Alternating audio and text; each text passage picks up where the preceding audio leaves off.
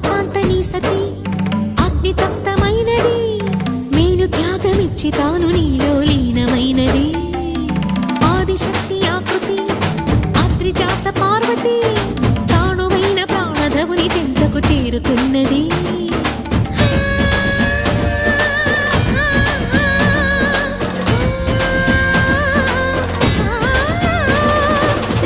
భువికి తరలించేలా ధరణి దివిని తలపించేలా